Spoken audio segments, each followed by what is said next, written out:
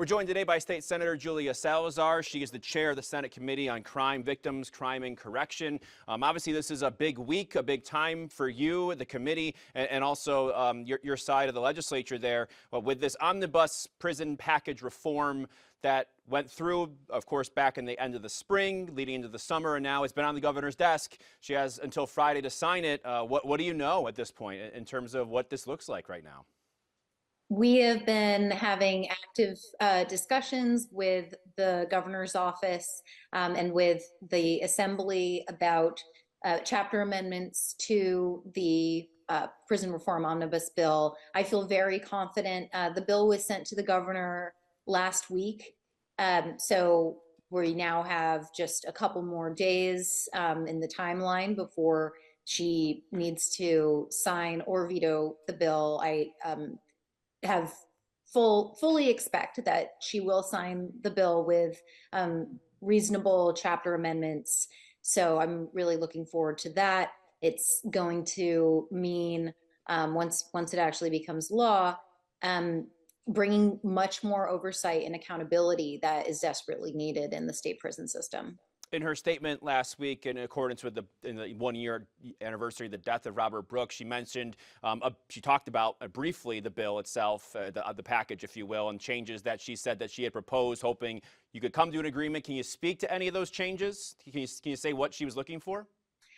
Unfortunately, I'm not authorized to speak about the details, but I can say that they have been conversations in good faith.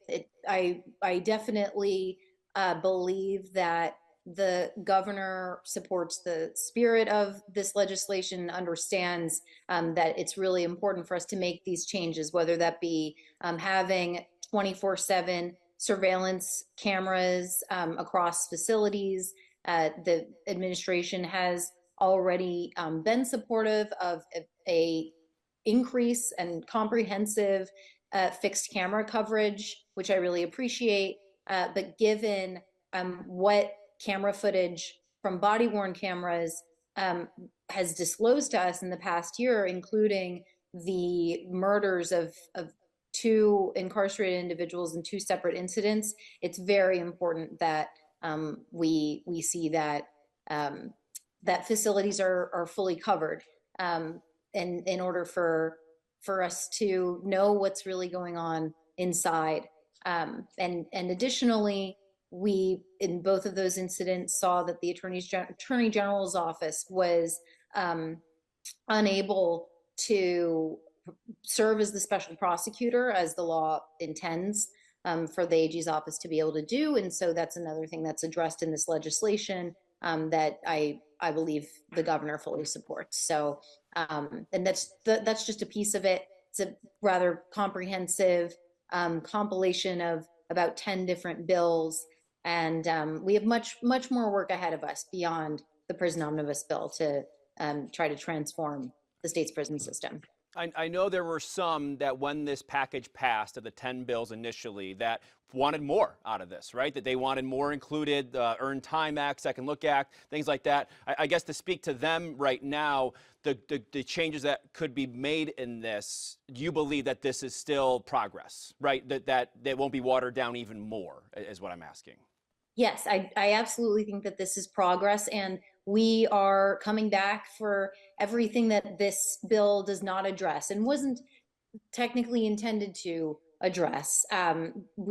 This bill does not address sentencing reform or the need to make the parole system fair and just. It does not address earned time, right? Mechanisms for people to be able to be reunited with their families sooner. These are all extremely important policy issues for us to address and tackle in the new session.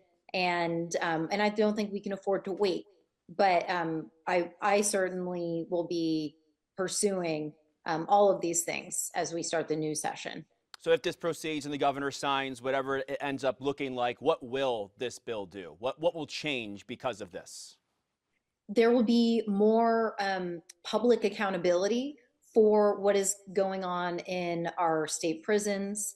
Another very important piece of this bill is a bill that I sponsored with Assemblymember Gallagher called the Terry Cooper Autopsy Accountability Act.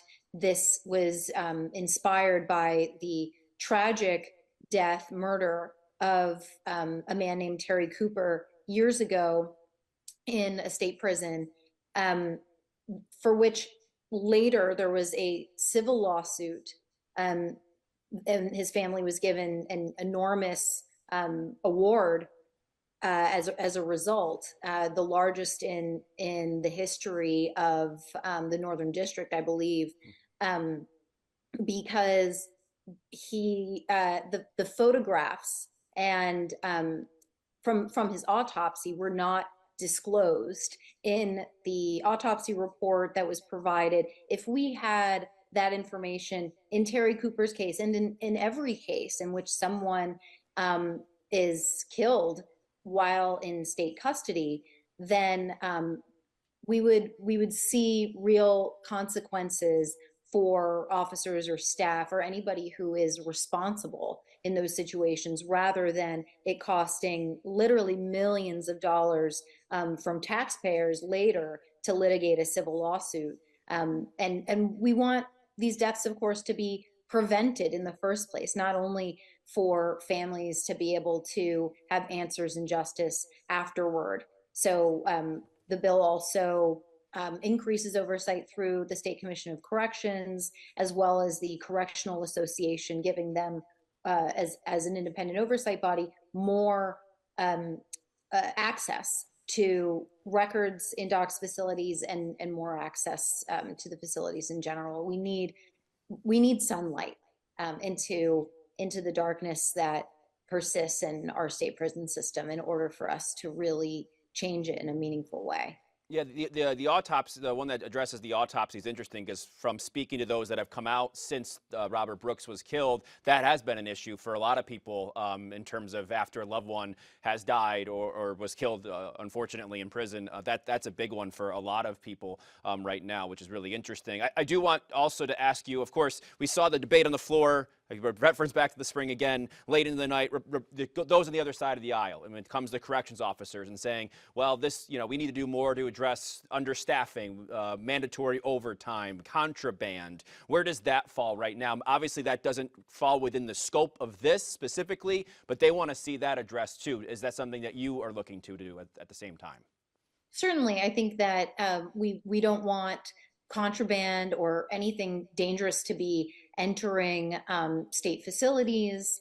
One way I think that we could prevent contraband from entering facilities is to require all people, including staff, to go through the body scanners or go through security. Right now, staff are exempt from entering through the body scanners. They're not required to. All other visitors and incarcerated individuals, of course, are required to go through the body scanners. But somehow contraband, even despite the changes to legal mail and packages, the secure vendor program, all of these are interventions that DOCS has made ostensibly to reduce contraband, and yet it continues to enter through facilities. So I think that there is more that can be done.